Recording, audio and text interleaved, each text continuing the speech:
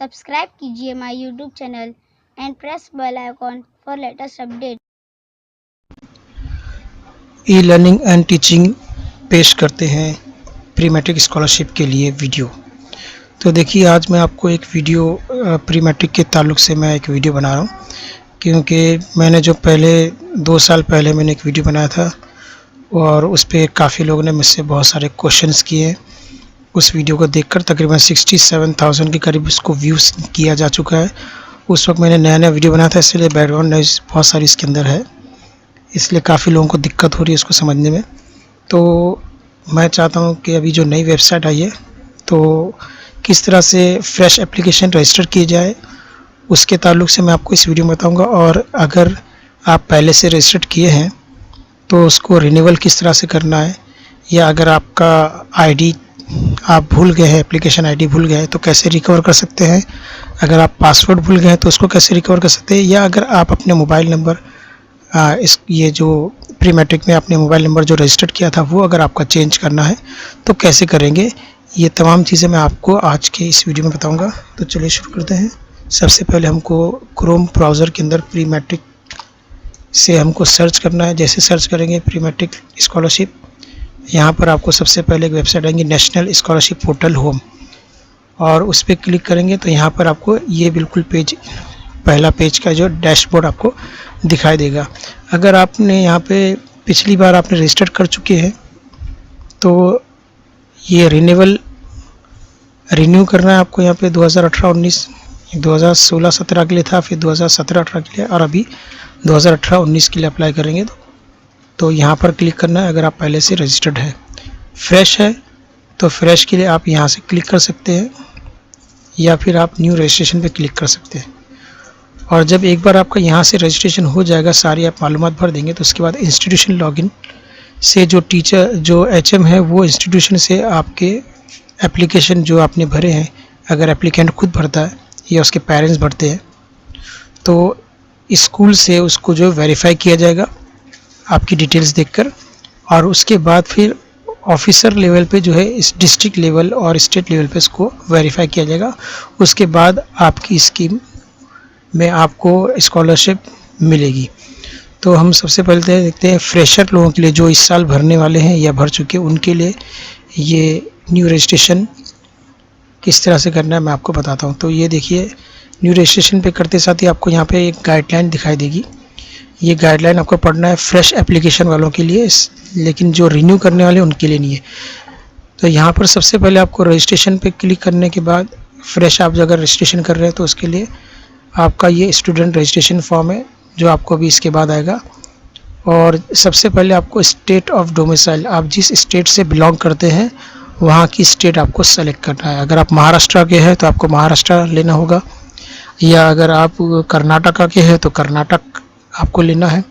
तो इस तरह से आपको स्टेट ऑफ डोमिसाइल, जिस पर आपका एप्लीकेशन आईडी बनेगा, और एक बार आपका एप्लीकेशन आईडी बन गया, तो लॉगिन आईडी आपका बन गया, तो आप फ्यूचर में उससे कम्युनिकेशन कर पाएंगे। अब स्कॉलरशिप की इसमें अलग अलग कैटेगरीज़ है। पहली कैटेगरी है प्री मैट्रिक स्कॉलरशिप स्कीम, जो पहली से लेके 10वीं तक के, 1st to 10th क्लास के लिए प्री मैट्रिक स्कॉलरशिप स्कीम। तो जो लोग पहली से लेके 10वीं तक पढ़ रहे हैं, उनको अगर स्कॉलरशिप चाहिए तो प्री मैट्रिक की स्कॉलरशिप स्कीम में उनको सेलेक्ट करना है। और उसके बाद आता है पोस्ट मैट्रिक स्कॉलरशिप, जो 11वीं और 12वीं के स्टूडेंट के लिए है, या फिर जो ऐसे कोर्सेज कर रहे हैं जैसे IIT, BSc, BCom, BTech, medical, उनके लिए जो है पोस्ट मैट्रिक स्कॉलरशिप स्कीम है। उसके बाद है टॉप क्लास स्कॉलरशिप, ये जो स्टूडेंट IITs और IIMS कर रहे हैं उनके लिए ये टॉप क्लास स्कॉलरशिप है। उसके बाद है merit come means scholarship scheme, MCM, ये प्रोफेशनल, टेक्निकल और प्रोफेशनल कोर्सेज के लिए जो ग्रेजुएट और पोस्ट ग्रेजुएट लेवल पे होते हैं। तो ये आपको अलग अलग स्कीम से सेलेक्ट करना है। तीसरा पॉइंट है नेम ऑफ स्टूडेंट, आपका जो स्टूडेंट अप्लाई कर रहा है उसका 10th के सर्टिफिकेट पे जो नाम है उसी नाम से आपको अप्लाई करना है पोस्ट मैट्रिक, टॉप क्लास और MCM स्कॉलरशिप स्कीम में। उसके बाद उस स्टूडेंट का डेट ऑफ बर्थ आएगा, जो 10th क्लास में अप्लाई, जो 10th क्लास का जो जिसमें आपका बर्थडे जो दिया था वो आपको लेना है, पोस्ट मैट्रिक के लिए भी और MCM स्कॉलरशिप स्कीम के लिए भी। उसके बाद है आपको मोबाइल नंबर यहाँ पे देना है, ताकि जो भी आपके कम्युनिकेशन करना है वो मोबाइल नंबर के ज़रिए होगा, या पासवर्ड रिकवर करना है लॉगिन करने के वक्त भी आपको मोबाइल नंबर, या फिर रिकवर करने के लिए आपको ये मोबाइल नंबर देना है। उसके बाद ईमेल आईडी आपको देना है, जो भी फ्यूचर कम्युनिकेशन होगा तो वो ईमेल आईडी के ज़रिए होगा, जो भी इन्फॉर्मेशन होगी आपको ईमेल आईडी से आपको मिलेगी। उसके बाद है आइडेंटिफिकेशन डिटेल। तो आइडेंटिफिकेशन के लिए स्टूडेंट का जो है आधार कार्ड, अगर उसका आधार कार्ड बना है तो वो आधार कार्ड आइडेंटिफिकेशन डिटेल में आएगा। दो तरह से आ रहे 7 नंबर पे दो तरह से दिया। एक आधार कार्ड से आपका आइडेंटिफिकेशन होगा जिसमें आपको 12 डिजिट इंटर करना है, और उसके बाद जो है अगर आपके पास आधार कार्ड नहीं है तो आपको बैंक अकाउंट नंबर इंटर करना है, और बैंक अकाउंट इंटर करने के बाद बैंक अकाउंट की जो पासबुक है उसका फ्रंट पेज आपको स्कैन करके उसकी इमेज आपको अपलोड करना है। और आपने आधार कार्ड बनाने के वक्त आपको एक इनरोलमेंट आईडी मिलती है। जैसे ही आपने आधार कार्ड के लिए अप्लाई किया आपको एक रसीद मिलती है, एक रिसिप्ट मिलती है, उसको कहते हैं आधार इनरोलमेंट आईडी। उसका भी नंबर आपको जो दिया है वो नंबर आपको इंटर करना है, और इसकी भी इमेज आपको अपलोड करना है। तो ये इन्फॉर्मेशन पढ़ने के बाद आपको कंटिन्यू पे क्लिक करना है।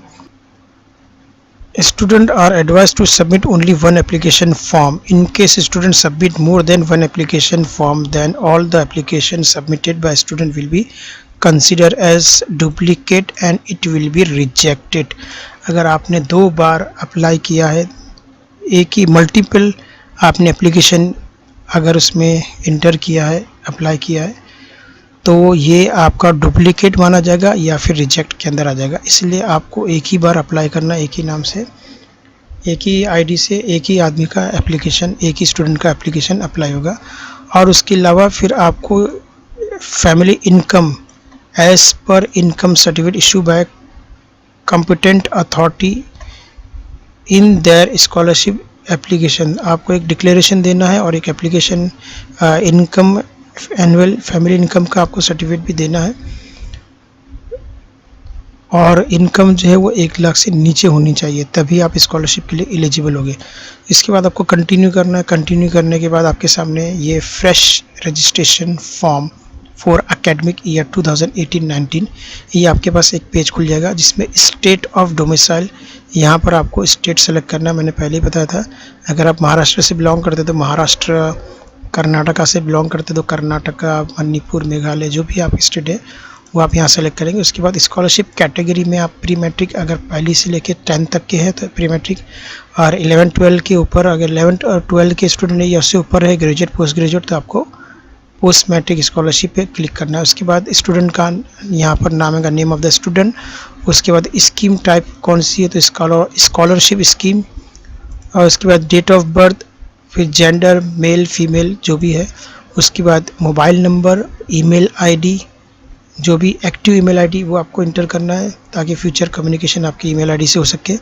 उसके बाद IFSC कोड, बैंक का IFSC कोड आपको यहाँ लिखना है, और उसको दोबारा यहाँ पे कंफर्म करने के लिए फिर से आपको IFSC कोड यहाँ पर इंटर करना है। फिर बैंक का अकाउंट नंबर, और उसको फिर कंफर्म करने के लिए इसको री इंटर करेंगे। उसके बाद बैंक का नाम, और यहाँ पर आइडेंटिफिकेशन डिटेल। इसके अंदर आपको दो तरह से आप अपनी आइडेंटिटी दे सकते हैं, एक आधार नंबर के ज़रिए और एक बैंक अकाउंट के नंबर।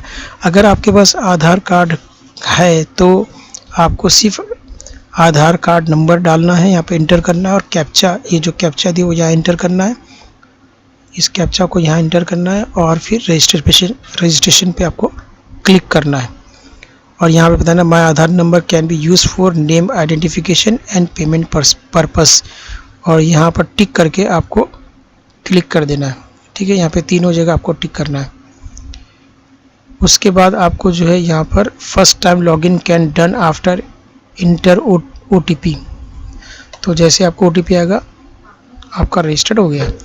तो एक तरह से तो ये है, अगर आपके पास आधार कार्ड अगर बना है, उसका नंबर है तो, लेकिन अगर आपके पास आधार कार्ड नहीं है तो आप बैंक अकाउंट नंबर लेंगे, बैंक अकाउंट नंबर सेलेक्ट करेंगे, आधार नहीं बल्कि बैंक अकाउंट नंबर सेलेक्ट करेंगे, और आपकी जो पासबुक का फ्रंट पेज है उसकी इमेज जेपेज में या पीडीएफ में फॉर्मेट में आप लेंगे, जिसकी साइज़ 200 KB मिनिमम होना चाहिए, मैक्सिमम 200 KB होना चाहिए, और यहाँ से आपको चूज़ फाइल करके आपको अपलोड करना है। उसके बाद जो आपने आधार कार्ड बनाने के लिए जब आप अप्लाई किए थे तो आपको एनरोलमेंट आईडी का एक रिसिप्ट मिली थी, वो आपको यहाँ पर इंटर करना है। आधार एनरोलमेंट आईडी, टाइम जिसमें डेट, मंथ, ईयर और घंटा, मिनट और सेकंड, ये सब आपको इंटर करना है जैसा आपको एनरोलमेंट आईडी में दिया हुआ है। उसके बाद उसकी भी आपको प्रिंट पीडीएफ में या जेपेज में 200 KB से कम की साइज़ में आपको यहाँ से चूज़ करके अपलोड करना है। उसके बाद ये कैप्चा आपको यहाँ पर इंटर करना है। उसके बाद ये तीनों को आप ये दोनों को सेलेक्ट करेंगे और रजिस्टर पे क्लिक करेंगे। तो ये हो गई बात फ्रेशर की। लेकिन अगर आप पहले भी भर चुके, इससे लास्ट ईयर भी आपने इसको अप्लाई किया था, तो आप अप्लाई फॉर रिन्यूअल पे करेंगे। अगर आप प्रीवियस में भर चुके हैं तो उसके लिए ये मैं आपको बता रहा हूँ, यहाँ पर आपको एप्लीकेशन आईडी, पासवर्ड और कैप्चा डालना है और फिर लॉगिन करना है। लेकिन आपने लास्ट ईयर आपने भरे थे, रजिस्टर किए थे, लेकिन आप एप्लीकेशन आईडी भूल गए हैं, आपको पासवर्ड याद है लेकिन एप्लीकेशन आईडी याद नहीं है, तो ऐसी सूरत में आपको यहाँ पर लॉगिन के नीचे यहाँ फॉरगेट एप्लीकेशन आईडी, इस पर क्लिक करना है। इस पर जैसे आप क्लिक करेंगे आपको ये डायलॉग बॉक्स आपको नजर आएगा, search by bank account number. तो आप फर्स्ट टाइम जब रजिस्टर किए थे तो आपने वहाँ पर बैंक अकाउंट नंबर आपने वहाँ पर इंटर किए थे, तो वही बैंक अकाउंट नंबर आपको यहाँ पर एंट्री करना है। इस पर क्लिक करेंगे तो आपके पासबुक में वो बैंक अकाउंट नंबर लिखा रहेगा, आप वो बैंक अकाउंट नंबर यहाँ पर इंटर करेंगे और ये कैप्चा यहाँ पर इंटर करेंगे और चेक एप्लीकेशन आईडी, जिससे इस पर क्लिक करेंगे आपकी एप्लीकेशन आईडी आपको यहाँ पर नज़र आ जाएगा। और फिर आप अपने एप्लीकेशन आईडी डालिए, पासवर्ड डालिए, आप लॉगिन कीजिए। इन केस आपके पास आपको एप्लीकेशन आईडी याद है लेकिन आपको पासवर्ड याद नहीं है, तो आप फिर ये दूसरा ऑप्शन यूज़ करेंगे, रिकवर पासवर्ड। इस पर क्लिक करेंगे तो आप अपना एप्लीकेशन आईडी आपको याद है, तो आप यहाँ पे अपना एप्लीकेशन आईडी इंटर करेंगे और यहाँ पर कैप्चा इंटर करेंगे जो बाजू में दिया है, और उसके बाद उसको नेक्स्ट करेंगे तो आपका पासवर्ड आ जाएगा ईमेल में या फिर आपके मोबाइल पर। लेकिन अगर आपका ये दोनों आपको याद है, एप्लीकेशन आईडी भी आपको याद है, पासवर्ड भी याद है, लेकिन आप चाहते हैं कि अपना मोबाइल नंबर चेंज कर दे, हो सकता है कि उस वक्त आपका मोबाइल नंबर कोई और था, बाद में आपने नया नंबर लिया और आप चाहते हैं कि नया नंबर मैं इसमें इंटर करूं, तो आपको एप्लीकेशन आईडी पे क्लिक करना है, पासवर्ड पे क्लिक करना, ये आपको दोनों चीज़ें याद है। तो आपको सिर्फ मोबाइल नंबर चेंज करना है, तो आप इस पर क्लिक करेंगे अपडेट मोबाइल नंबर। इस पर क्लिक करते साथ ही आपको एक डायलॉग बॉक्स आएगा, यहाँ पर आपको एप्लीकेशन आईडी लिखना है, उसके बाद एप्लीकेंट का नाम लिखना है, एप्लीकेंट का आईडी, एप्लीकेंट का नाम और मदर का नाम, उसके बाद डेट ऑफ बर्थ, और फिर आपका जो पुराना मोबाइल नंबर है जो आप बदलना चाहते हैं, नया मोबाइल नंबर डालना चाहते हैं, इंटर करना चाहते हैं, तो आपको पुराने मोबाइल नंबर यहाँ पर इंटर करना है। बैंक का अकाउंट नंबर जो आपने भरा था, इंटर किया था, तो वो आपको बैंक का अकाउंट नंबर डालना है, यहाँ पे IFSC कोड लिखना है, उसके बाद फिर आपको कैप्चा इंटर करना है, फिर वेरीफाई एंड कंटिन्यू, इस पर क्लिक करेंगे और आपका नया मोबाइल नंबर, उसमें एक और डायलॉग बॉक्स आएगा जिसके अंदर आपको नया मोबाइल नंबर इंटर करने के लिए कहा जाएगा और वहाँ पर आप अपना नया मोबाइल नंबर इंटर कीजिए तो वो रजिस्टर्ड हो जाएगा। इस तरह से आप ये तीनों तरीके से फॉरगेट एप्लीकेशन आईडी या रिकवर पासवर्ड और अपडेट मोबाइल नंबर, ये तीनों तरीका यहाँ पर दिया है आपको रिकवर करने के लिए। तो कई लोगों ने मुझे अपने यूट्यूब पे कई लोगों ने मुझसे पूछा है कि सर मैं पासवर्ड भूल गया हूँ तो क्या करें, एप्लीकेशन का आईडी मुझे याद नहीं तो क्या करें, या मैंने अप्लाई किया था लेकिन इंस्टीट्यूशन से मेरा ओके नहीं हुआ, या फिर मैं लास्ट ईयर मैंने अप्लाई किया था, क्या मैं इस बार भी अप्लाई कर सकता हूँ। तो ऐसे बहुत सारे क्वेश्चंस आते हैं, उसके लिए मैं एक अलग से वीडियो बनाऊंगा। लेकिन एक और चीज़, जो एप्लीकेंट जो पेरेंट्स भरते हैं फॉर्म, वो लोग एनुअल इनकम में यानी सालाना इनकम में, पर एनम इनकम में वो लोग 8,000 6,000 इस तरह से लिखते हैं। अगर ऐसा आप लिखोगे तो आपका एप्लीकेशन रिजेक्ट हो जाएगा, क्योंकि एक साल की कमाई अगर आपकी इनकम 8,000 है तो आप कैसे अपना घर महीने में चलाएंगे। तो आप वो ध्यान रखिए कि वो मंथली इनकम नहीं पूछ रहा है, एनुअल इनकम पूछ रहा है। एनुअल इनकम मीन्स आपके 12 महीने की इनकम। तो आप 1 महीने की आपकी अगर 8,000 है तो आप उसका हिसाब लगाइए 12 महीने का कितना होगा, उस हिसाब से आप लिखिए।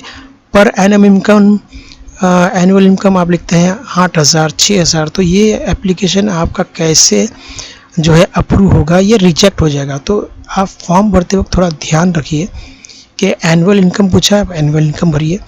तो उम्मीद है आप लोगों को ये वीडियो पसंद आया होगा, और ऐसे बहुत सारे क्वेश्चन जो मुझे अपने पहले वीडियो पे बहुत से कमेंट्स मिले हैं, वो क्वेश्चंस क्या थे, वो सवालात क्या थे और उनके आंसर मैंने क्या दिया है, वो मैं आपको अगले वीडियो में बताऊंगा, ताकि उस के ताल्लुक से, प्री मैट्रिक स्कॉलरशिप के ताल्लुक से जो क्यूरीज़ है वो बाकी लोगों को भी, जिनकी क्यूरीज़ उसी टाइप की कोई क्यूरीज़ है, उनको उनके आंसर मिल जाएंगे।